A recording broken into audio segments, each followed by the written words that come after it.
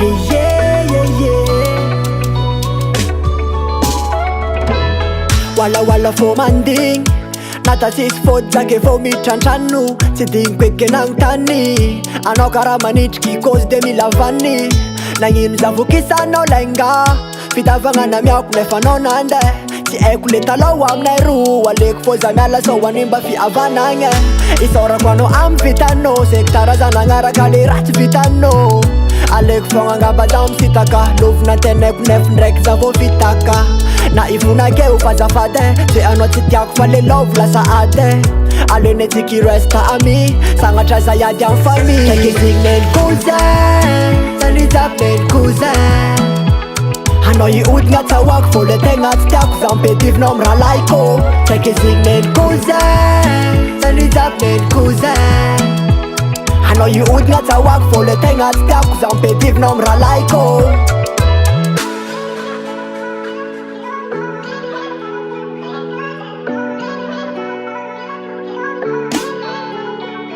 Niravany fisaragna zao veragna tsika roa fa anao tandetiky za milaligny ka loko nangina loko miala mora satra megna kilanao tsy mamagnigny tsapako anefa lafo tsy majolay alô miala zao miady amy raha lahy alô elako fefy zegny tianao atao nagnonta zany foko za rabeko tsisy anao tsy vitany mampirafy vola amizanaky tadiny alô elagna kô hitako alô tsy digny alô ijanona tantara fô mivita na mafy raha ny aignako fa ataoko sary tsy hita varagna zaky ana vô ongotra ny angady tsy hoe anao tsy tiako fa le love lasa ady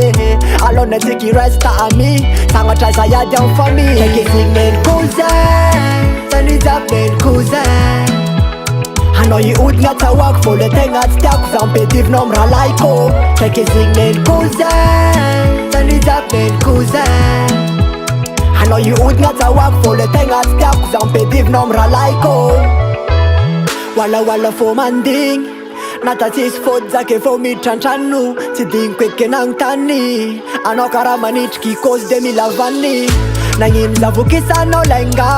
fitavagna namiako nefa anao nandeha tsy haiko le taloha aminay roa aleko fô za miala sao animba fihavanagna cousin sanijab neny cousin